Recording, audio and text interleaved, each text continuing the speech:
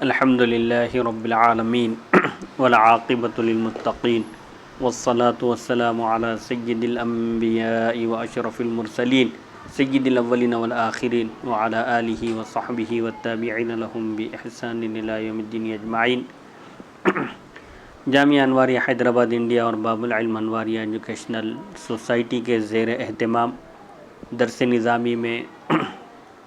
شامل کتابوں کی ریکارڈنگ کا سلسلہ جاری و ساری ہے۔ اسی سلسلے کی ایک سنہری کڑی تفسیر نصفی کا سلسلہ وار درس ہے۔ آج کی نشست کا آغاز سورہ اعلیٰ سے ہوتا ہے۔ سورہ اعلیٰ مکی ہے، یعنی مکے میں نازل ہوئی، اور اس میں جملہ 19 آیتیں ہیں۔ ارشاد ربانی ہے، اعوذ باللہ من الشیطان الرجیم، سبح اسم ربک الاعلی الذی خلق فسوی والذی قدر فہدی والذی اخرج المرعى فجعله غثاء احوى۔ ترجمہ ہے، اے رسول صلی اللہ علیہ وسلم، اپنے بے حد عالی شان رب یعنی اللہ تعالیٰ کے نام کی تسبیح کیجئے، اللہ تعالیٰ کا نام لے کر اس کی پاکی بیان کرتے رہیے، یعنی سبحان اللہ کی کثرت کیجئے، جس نے ہر چیز کو پیدا کیا،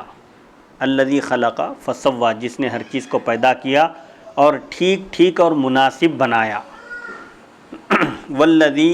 قدر فہدی، اور جس نے ہر چیز کا ایک اندازہ مقرر کیا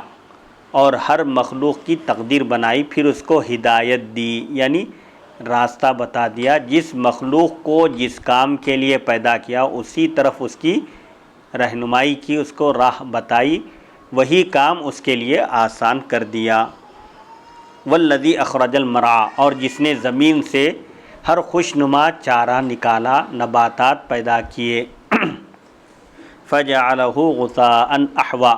پھر اس کو سکھا کر کالا کوڑا کرکٹ کر دیا، یعنی ہر چیز اس کی حکمت کے مطابق کچھ عرصہ دنیا میں رہتی ہے، پھر وہ فنا ہو جاتی ہے۔ سبح اسم ربک الاعلی نزہ ذاتہ عما لا یلیق بہ، اے حبیب صلی اللہ علیہ وسلم، آپ اس کی ذات گرامی کو اس سے منزہ پاک قرار دیجئے جو اس کے شایان شان نہیں ہے، جو اس کے لائق اور مناسب نہیں ہے۔ والاسم صلۃ، سبح اسم ربک الاعلی میں اسم کا لفظ یہ صلہ ہے، مطلب یہ ہے کہ زائد ہے، سمجھیے۔ وذالک بان یفسر الاعلی بمعنی العلوی، وہ اس لیے کہ الاعلی کی تفسیر کی جائے علو کے معنی میں، الذی هو القہر، الاعلی علی یعلو علوا، بلند ہونا، تو ایک علو فی المکان ہے، جگہ میں بلند ہونا، جبکہ اللہ تعالیٰ کی ذات مکان و مکانیات سے پاک ہے، وہ کسی جگہ میں مقید نہیں ہے، وہ ہر چیز کو گھیرا ہوا ہے، کوئی اس چیز اس کو گھیر نہیں سکتی۔ تو یہاں اسم صلہ ہے، اس لیے کہ یہاں الاعلیٰ کی تفسیر کس سے کی جائے؟ بمعنی العلو، یہ اعلیٰ اس علو کے معنی میں ہے جس کے معنی اقتدار کے، قدرت کے، قہر کے آتے ہیں۔ جیسے سورہ قصص میں اللہ تعالیٰ نے فرعون کے بارے میں کہا، ان فرعون علا فی الارض، بے شک فرعون زمین میں متکبر ہو گیا، سرکش ہو گیا، اور اپنی طاقت کے بل بوتے پر لوگوں کو اپنا غلام بنا لیا۔ تو علا یعلو، غالب آنا، ان فرعون علا فی الارض، فرعون زمین میں غالب آ گیا، تو یہاں پر الاعلی بمعنی الغالب ہے، سمجھے۔ والاقتدار، یہاں علو بمعنی قہر اور اقتدار کے ہے، یعنی اللہ تعالیٰ جو قہر والا ہے، قدرت والا ہے، اقتدار والا ہے، اس رب کی آپ تسبیح بیان کیجئے۔ لا بمعنی العلو فی المکان، یہ علو فی المکان کے معنی میں نہیں ہے۔ علا یعلو علوا، بلند ہونا، بلند ہونے کے لیے جگہ ہونا ضروری ہے، جبکہ اللہ تعالیٰ کی ذات جگہ میں ہونے سے پاک ہے، وہ کسی جگہ میں نہیں ہو سکتا، وہ اس کو کوئی جگہ گھیر نہیں سکتی۔ تو یہاں پر الاعلی یہ علو فی المکان کے معنی میں نہیں ہے، جگہ میں بلند ہونے کے معنی میں نہیں ہے، بلکہ الاعلی یہاں پر سمجھیے المقتدر، الغالب کے معنی میں ہے۔ وقیلا، اور کہا گیا سبح اسم ربک الاعلی کا ایک مطلب یہ ہے کہ آپ قل سبحان ربی الاعلی، آپ سبحان ربی الاعلی کہیے۔ وفی الحدیث لما نزلت قال صلی اللہ علیہ وسلم اجعلوها فی سجودکم،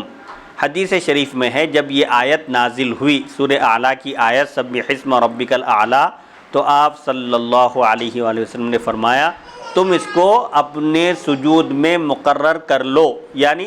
سبحان ربی الاعلیٰ رکوع سجدے میں پڑھا کرو۔ جب یہ آیت نازل ہوئی تو آپ صلی اللہ علیہ وآلہ وسلم نے اس کو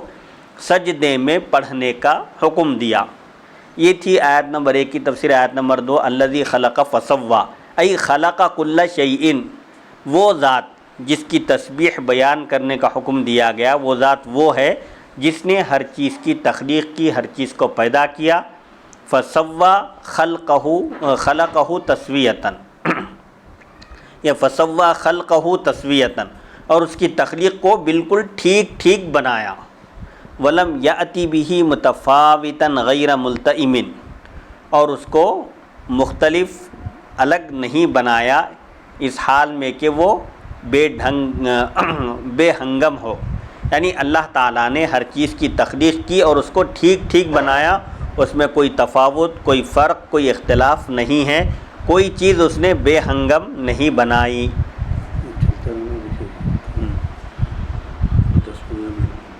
ولیکن علی احکام واتساق ودلالت علی انہ صادر عن عالم حکیم، لیکن اس نے ہر چیز کو مضبوط بنایا اور مناسب بنایا، ایک مضبوطی پر اور مناسبت پر، اور یہ بتانے کے لیے کہ وہ جو چیز ہے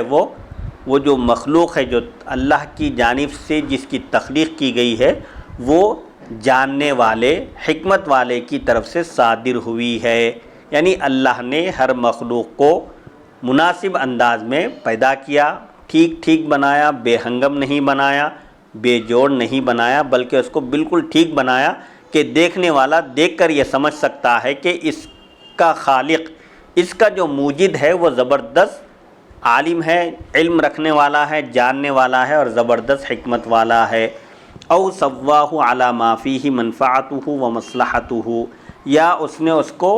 درست کیا، ٹھیک کیا اس چیز پر جس میں اس کا نفع فائدہ ہے اور اس کی مصلحت ہے، یعنی الذی خلق کل شیء الذی خلق فسوی کی تفسیر بیان کرتے ہوئے تیسرا ایک قول یہ بیان کیا جا رہا ہے کہ اللہ تعالیٰ نے ہر ایک چیز کی رہنمائی کی اس چیز کی طرف جس میں اس کا نفع ہے، جس میں اس کا فائدہ ہے، جس مقصد کے لیے پیدا کیا ہے اس کو ہدایت بھی دی، رہنمائی بھی کی، اس کی مدد بھی کی۔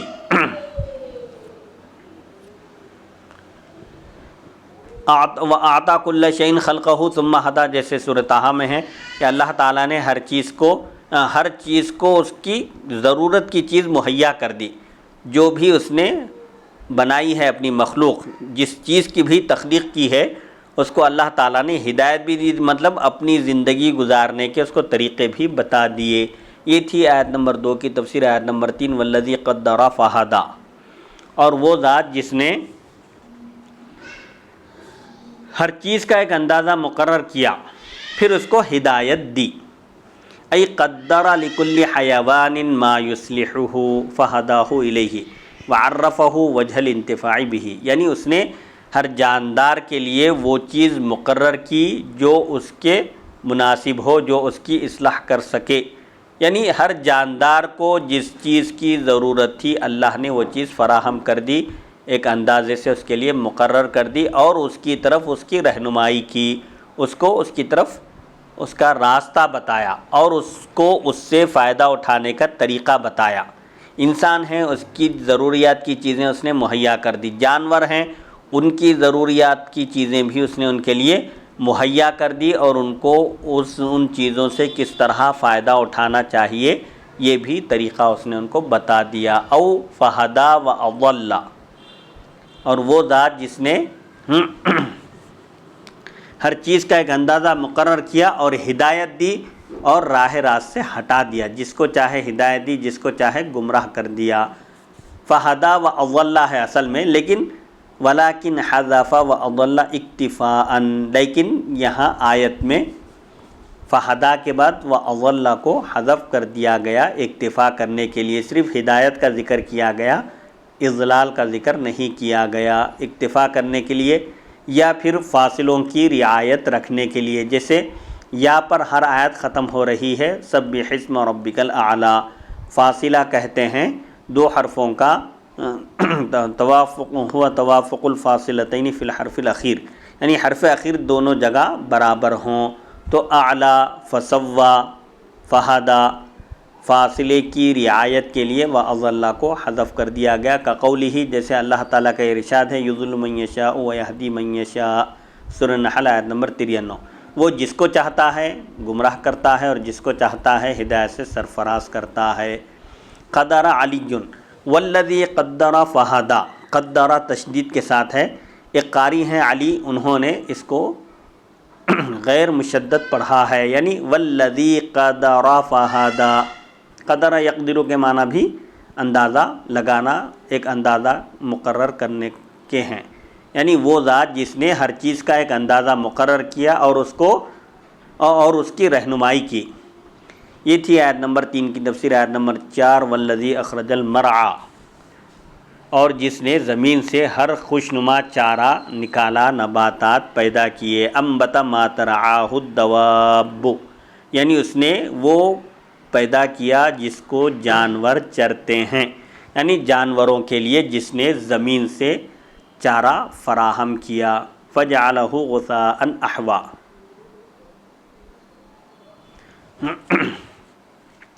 پھر اس کو سکھا کر کالا کوڑا کرکٹ کر دیا، یابسن حشیمن، بس اس نے اس کو خشک کر دیا، چورا چورا کر دیا، احوا کالا کر دیا، یعنی اس کو سیاہ چورا چورا خشک کر دیا چارے کو۔ فاحوا صفت لغثاء، احوا ترکیب میں غثاء کی صفت ہے، مطلب غثاء موصوف ہے، احوا اس کی صفت ہے، یہ موصوف اپنے صفت سے مل کر جعل کا مفعول ثانی ہے۔ یہ تھی آیت نمبر 5 کی تفسیر۔ آیت نمبر 6-7 اعوذ باللہ من الشیطان الرجیم سنقرئک فلا تنسى الا ما شاء اللہ انہ یعلم الجہر وما یخفی۔ اے رسول محترم صلی اللہ علیہ وسلم، ہم آپ کو اس طرح قرآن مجید پڑھائیں گے کہ آپ اس کو کبھی نہ بھولیں گے مگر جس قدر اللہ چاہے۔ یقیناً اللہ تعالی ہر چیز کو خوب جانتا ہے، اچھی طرح جانتا ہے، چاہے وہ ظاہر ہو یا کھلی ہوئی ہو، مخفی ہو یعنی ظاہر ہو یا باطن ہو، کھلی ہوئی ہو یا چھپی ہوئی ہو۔ سنقرئک فلا تنسى سنعلمک القرآن حتی لا تنساہ، عن قریب ہم آپ کو قرآن کی تعلیم دیں گے، قرآن سکھائیں گے، آپ کے سینے مبارک میں اس کو محفوظ کریں گے یہاں تک کہ آپ اس کو نہیں بھولیں گے، یعنی ایسا محفوظ کر دیں گے کہ آپ ایک آیت تو کیا ایک حرف بھی اس کا نہیں بھولیں گے، الا ما شاء اللہ ان ینسخہ، مگر اسی قدر جس قدر اللہ تعالیٰ اس کو منسوخ کرنا چاہے۔ قرآن مجید میں بعض احکام موقوف کر دیے گئے، بعض آیات کے ذریعے بعض جو ابتدا میں بعض احکام نازل کیے گئے تھے ان میں کچھ تبدیلی لائی گئی، بعض احکام کو روک دیا گیا، تو نسخ کہتے ہیں کسی شرعی حکم کو موقوف کر دینا، اس کی جگہ چاہے تو نیا حکم دیا جائے یا پھر اس حکم کو ختم کر دیا جائے۔ الا ما شاء اللہ، مگر اسی قدر جس قدر اللہ تعالیٰ چاہے کہ وہ اس کو منسوخ کر دے۔ وَهَذَا بِشَارَةٌ مِّنَ اللَّهِ لِنَبِيِّهِ ان يحفظ علیہ الوحی حتی لا ينفلت منہ شیء الا ما شاء اللہ ان ینسخہ، اور یہ اللہ کی جانب سے خوشخبری ہے، بشارت ہے اپنے پیغمبر صلی اللہ علیہ وسلم کے لیے کہ وہ آپ پر وحی کو محفوظ کرے گا، آپ پر نازل کی جانے والی وحی محفوظ رہے گی، سابقہ آسمانی کتابوں کی طرح ضائع نہیں ہوگی، اس میں کوئی تبدیلی اور تغیر نہیں ہو سکے گا، یہاں تک کہ اس میں سے کوئی چیز بھی آپ سے نہیں چھوٹے گی، مگر جس قدر اللہ چاہے کہ وہ اس کو منسوخ کر دے۔ جن احکام کو اللہ منسوخ کرنا چاہتا ہے ان احکام کو چھوڑ کر جو محکم ہے، جس پر امت کو عمل کرنا ہے قیامت تک، وہ چیز محفوظ رہے گی، اس میں ذرہ برابر بھی تبدیلی نہیں ہوگی، کوئی قرآن مجید کو بدل نہیں سکتا. فَيَذْهَبُ بِهِ عَنْ حِفْظِهِ بِرَفْعِ حُكْمِهِ وَتِلَاوَتِهِ. مگر جس قدر اللہ تعالیٰ اس کو منسوخ کرنا چاہے، وہ چونکہ منسوخ جو ہونے والا ہے اس پر جب عمل ہی نہیں کرنا ہے تو اس کو یاد رکھنے کی بھی ضرورت نہیں ہے، اس کو اللہ تعالیٰ آپ کے ذہن مبارک سے محو کر دے گا. بس وہ اس کو لے جائے گا آپ کے حفظ سے، اس کے حکم اور اس کی تلاوت کو اٹھا کر. یعنی اللہ تعالیٰ نے قرآن مجید میں بعض احکام منسوخ کیے ہیں، بعض آیتوں کو بھی منسوخ کیا گیا. ابتدا میں نازل ہوئی تھی تو بعض آیتوں کی تلاوت باقی ہے لیکن ان کا حکم منسوخ ہے، اور بعض کچھ شکل ایسی ہے اس میں کہ تلاوت بھی منسوخ، حکم بھی منسوخ ہے، اور بعض کی تلاوت منسوخ ہے، حکم منسوخ نہیں ہے، اور بعض کا حکم منسوخ ہے، تلاوت باقی ہے. تلاوت منسوخ ہے، حکم باقی ہے. اس طرح کی ناسخ اور منسوخ کی بحث میں یہ سب چیزیں آتی ہیں. تو بہرحال الا ماشاء اللہ، جس قدر اللہ تعالیٰ منسوخ کرنا چاہے اس کو وہ مٹا دیتا ہے. ابتداء اسلام میں نماز میں بات کرنے کی اجازت تھی، بات کرنے سے نماز فاسد نہیں ہوتی تھی، لیکن بعد میں یہ حکم منسوخ ہو گیا. وقوموا للہ قانتین، اللہ کے حضور پورے ادب سے کھڑے رہو. یہ اس آیت کے نازل ہونے کے بعد کلام کرنے سے، نماز میں بات کرنے سے روک دیا گیا. تو بعض آیتیں منسوخ ہو گئیں، بعض آیتوں کی تلاوت باقی ہے لیکن احکام منسوخ ہو گئے. جیسے الشیخ والشیخۃ اذا زنیا فرجموہما، یہ آیت تھی، آیت منسوخ ہو گئی لیکن اس کا حکم باقی ہے. بوڑھا مرد اور بوڑھی عورت اگر زنا کرے تو ان کو رجم کرنے کا حکم اب بھی باقی ہے. شادی شدہ ہونے کے باوجود اگر بدکاری کریں، زنا کریں تو ان کو سنسار کرنے کا حکم باقی ہے، تلاوت منسوخ ہو گئی. اور بعض کی تلاوت باقی ہے، حکم منسوخ ہو گیا. یہ اس طرح کی ناسخ اور منسوخ کی بحث میں یہ صورتیں آتی ہیں. وَسَأَلَ ابْنُ كَيْسَانَ النَّحْوِيُّ جُنَيْدًا عَنْهُ فَقَالَ فَلَا تَنْسَ الْعَمَلَ بِهِ فَقَالَ مِثْلُكَ يُصَدَّرُ. ابن کیسان نحوی ایک نحوی ہیں، بہت بڑے ابن کیسان نحوی نے سید الطائفہ حضرت جنید بغدادی رضی اللہ عنہ سے اس آیت کے بارے میں پوچھا کہ سنقرئک فلا تنسا، اس کا مطلب کیا ہے؟ تو آپ نے کیا فرمایا؟ فلا تنس العمل بہ، ہم آپ کو قرآن کی تعلیم دیں گے، آپ اس پر عمل کو مت بھولیے. مطلب علم ہم آپ کو عطا کریں گے، آپ عمل کیجئے، علم کے ساتھ عمل ضروری ہے. تو فقال، جب حضرت جنید بغدادی نے فلا تنسا کا مطلب یہ بیان کیا کہ ہم تم کو تعلیم دیں گے، تم عمل کرنا مت بھولیے، یعنی اس پر عمل کیجئے، اس کو پس پش مت ڈالیے. تو اس وقت ابن کیسان نحوی نے حضرت جنید بغدادی سے یہ دل نشیں اور دل کو موہ لینے والی یہ تفسیر سنی تو انہوں نے کہا کہ مثلک یصدر، آپ کے جیسے شخص کو صدارت دینی چاہیے، یعنی آپ جیسے اہل اللہ صوفی باصفاہی ایسی تفسیر کر سکتے ہیں، آپ جیسے لوگوں کو ہی مسند ارشاد پر بٹھانا چاہیے. مثلک یصدر، آپ جیسے شخص کو صدارت دینی چاہیے. یعنی یہ جو فلا تنسا کا مفہوم جو آپ نے بیان کیا ہے کہ علم اللہ عطا کرے گا تو تم اس پر عمل کرو، کیونکہ بغیر عمل کے علم بیکار ہے. تو فلا تنس العمل بہ، اس پر آپ عمل کرنے کو مت بھولیے. یہ تفسیر ایک اللہ والا ہی بیان کر سکتا ہے. وقیل قولہ فلا تنسا علی النہی، اور کہا گیا فلا تنسا یا کے ساتھ ہے یہ، لیکن یہ فعل نہیں ہے، فعل نہیں میں یا نہیں آتی. نسیہ ینسا سے فعل نہیں، لا تنسا سین پر زبر، جیسے سورہ قصص میں ہے ولا تنسا نصیبک من الدنیا، خالی سین پر زبر. تو یہ فلا تنسا یا کے ساتھ لکھا ہوا ہے لیکن اصل میں یہ فعل نہیں ہے. والالف مزیدۃ للفاصلۃ، الف یعنی یا جو آئی ہے یہ زائدہ ہے، فاصلے کے لیے لائی گئی ہے. سنقرئک فلا تنسا، چونکہ فاصلہ یعنی ہر آیت کے ختم پر یا ہے، بغیر نقطے والی یا ہے، تو اس کا لحاظ کرتے ہوئے یہاں پر بھی اصل میں تھا یہ فلا تنسا، سین پر صرف زبر، لیکن اس کو فعل مضارع کے انداز میں لکھا گیا ہے، حالانکہ یہ فعل نہیں ہے. فاصلے کی رعایت، اس کا لحاظ رکھنے کے لیے اس طرح کیا گیا. کقولہ السبیلا، جیسا کہ اللہ تعالیٰ کا یہ ارشاد ہے سورہ احزاب آیت نمبر 66 میں، جیسے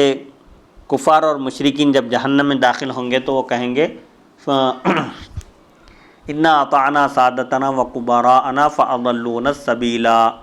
تو کافر اور مشرک یہ کہیں گے جہنم میں قیامت کے دن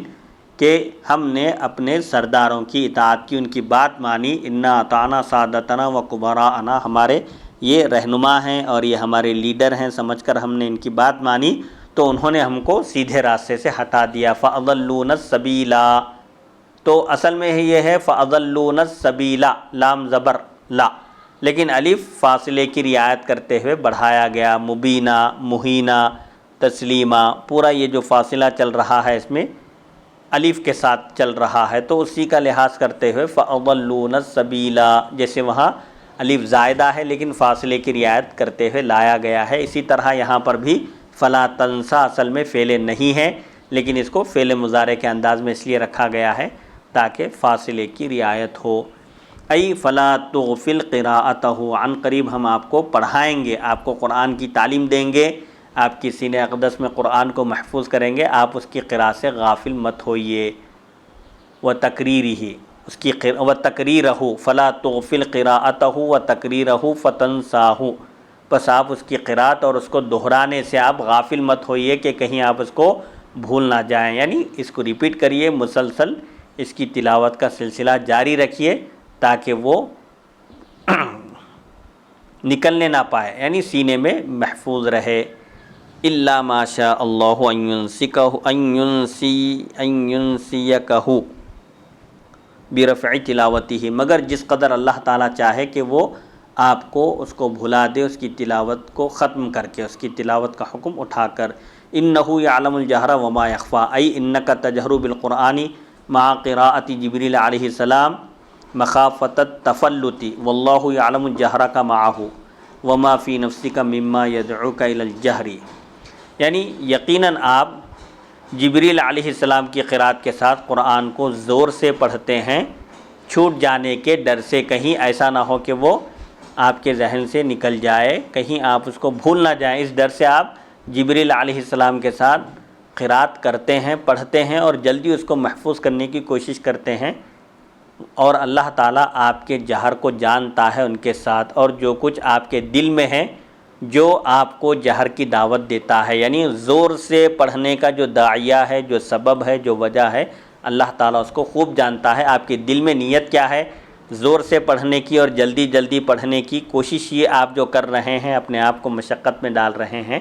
اللہ تعالیٰ اس کو خوب جانتا ہے، اس لیے اللہ تعالیٰ نے اپنے حبیب صلی اللہ علیہ وسلم کو تسلی دیتے ہوئے فرمایا کہ لا تحرک بہ لسانک لتعجل بہ، کہ آپ اپنی زبان کو حرکت مت دیجیے تاکہ آپ جلدی جلدی کر کے اس کو قرآن کو یاد کر لیں، آپ کو فکر کرنے کی ضرورت نہیں ہے۔ جبریل جب وحی لے کر آتے رسول اکرم صلی اللہ علیہ وسلم عجلت سے ان کے ساتھ جلدی ساتھ پڑھتے جاتے تاکہ کوئی لفظ بھول نہ جائیں۔ اللہ تعالیٰ نے آپ کی اس مشقت کو گوارا نہ کیا، اپنے حبیب کی تکلیف کو اللہ نے گوارا نہ کیا، اور قرآن مجید کو آپ کے قلب مبارک میں محفوظ کرنا اور زبان پر جاری کر دینا اپنے ذمہ کرم میں لے لیا، اور آپ پر یہ آیت نازل فرمائی کہ اے رسول آپ عجلت اور جلدی کے ساتھ یاد کرنے کے لیے اپنی زبان کو حرکت نہ دیا کریں، اس لیے کہ اس قرآن کو آپ کے قلب مبارک میں جمع اور محفوظ کر دینا اور آپ کی زبان اقدس پر جاری کر دینا یہ ہماری ذمہ داری ہے۔ پس جب ہم بذریعہ جبریل قرآن پڑھا کریں تو آپ پہلے اس کو سن لیں، آپ سب سے پہلے اس کو غور سے سن لیں، پھر اسی طرح اس کو پڑھا کریں، پھر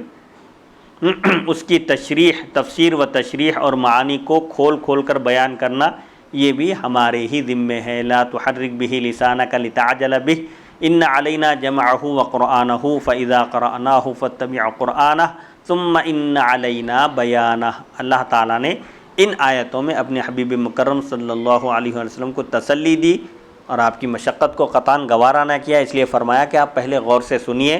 آپ کو اس کے یاد کرنے کی مشقت اٹھانے کی ضرورت نہیں ہے، قرآن کے ظاہری الفاظ کو یاد کروانا، آپ کے سینہ اقدس میں محفوظ کرنا اور اس کے معانی اور مفاہیم اور مطالب کو کھول دینا یہ بھی ہمارے ذمہ کرم پر ہے۔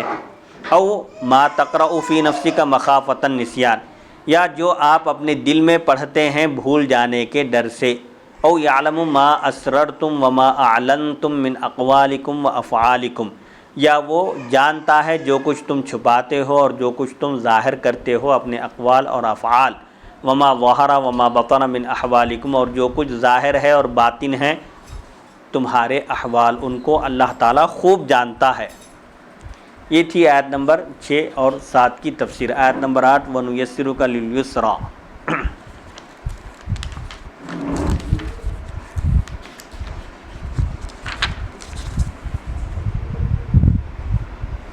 ہم آپ کے لیے شریعت کے تمام احکام میں آسانی پیدا کر دیں گے۔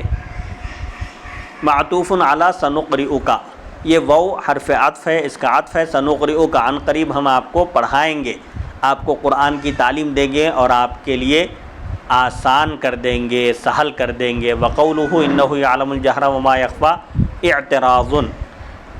سنقرئک فلا تنسى الا ما شاء اللہ۔ اس کے بعد انہ یعلم الجہر وما یخفی، یہ جو جملہ ہے درمیان میں، یہ جملہ معترضہ ہے، اس کا کوئی محل اعراب نہیں ہے۔ ومعناہ، اس کا مطلب کیا ہے اس آیت کا؟ وَنُوَفِّقُكَ لِلطَّرِيقَةِ الَّتِي هِيَ أَيْسَرُ وَأَسْهَلُ، اور ہم آپ کو اس راہ کی توفیق دیں گے جو کہ بہت آسان ہے، بالکل ایزی ہے، یعنی حفظ الوحی، وحی کو محفوظ کرنا مراد ہے، یعنی ہم آپ کے سینہ اقدس میں وحی کو، قرآن مجید کو محفوظ کر دیں گے، آپ کو مشقت گوارا کرنے کی، تکلیف اٹھانے کی، زحمت اٹھانے کی ضرورت نہیں ہے۔ جیسا کہ سورہ طٰہٰ میں بھی اللہ تعالیٰ نے فرمایا ما انزلنا علیک القرآن لتشقی، ہم نے آپ پر قرآن اس لیے نازل نہیں کیا تاکہ آپ تھکیں، مصیبت اٹھائیں اور مشقت گوارا کر کے کہیں قرآن آپ کے ذہن سے، دل سے نکل نہ جائے، اس خوف سے آپ اس کو رٹ رہے ہیں، مسلسل دہرا رہے ہیں۔ آپ کو یہ کرنے کی ضرورت نہیں ہے، ہم آپ کو الفاظ بھی یاد دلا دیں گے، محفوظ کر دیں گے، اور اس کے معانی، مفاہیم اور مطالب کو بھی ہم آپ پر کھول دیں گے۔ وقیل للشریعۃ السمحۃ التی ہی ایسر الشرائع، اور ایک قول یہ ہے وَنُيَسِّرُكَ لِلْيُسْرَىٰ کی تفسیر کرتے ہوئے فرماتے ہیں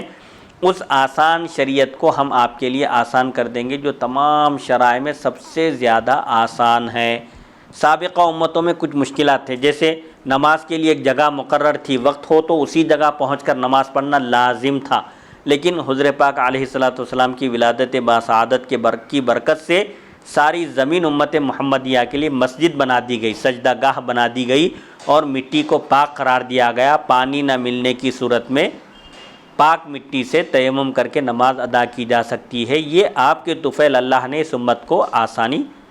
عطا فرمائی۔ اور سابقہ امتوں میں اگر نجاست جسم کو لگ جاتی یا کپڑے کو لگ جاتی تو وہاں بہت مشکل احکام تھے، اتنا حصہ کاٹ دینے کا حکم تھا،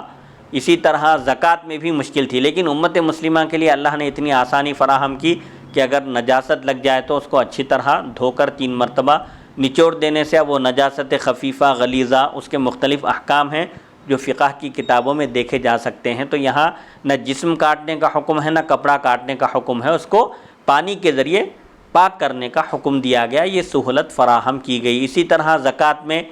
سابقہ امتوں کے لیے 25% زکوٰۃ تھی، جبکہ اس امت کے لیے اللہ نے 2.5% زکوٰۃ مقرر کی۔ بہرحال اس امت کے لیے اللہ نے حضور پاک علیہ الصلوۃ کے طفیل جو سہولتیں فراہم کی ہے، اس کا اس آیت میں ذکر ہے کہ ہم آپ کے لیے بہت آسانی فراہم کریں گے۔ او نوفقک لعمل الجنتی، یا اس کا مطلب یہ ہے کہ ہم آپ کو جنت کے عمل کی توفیق دیں گے، ایسے اعمال کی ہم آپ کو توفیق دیں گے جو جنت میں داخلے کا سبب ہوں گے۔ یہ تھی آیت نمبر 8 کی تفسیر۔ آیت نمبر 9 فذکر ان نفعت الذکریٰ، اگلی نشست میں انشاءاللہ یہاں آیت نمبر 8 تک کی تفسیر ہوئی، انشاءاللہ اگلی نشست میں آیت نمبر 9 سے 9 پر گفتگو ہوگی۔ وصلی اللہ تعالی علی خیر خلقہ سیدنا محمد و آلہ و صحبہ اجمعین والحمد للہ رب العالمین۔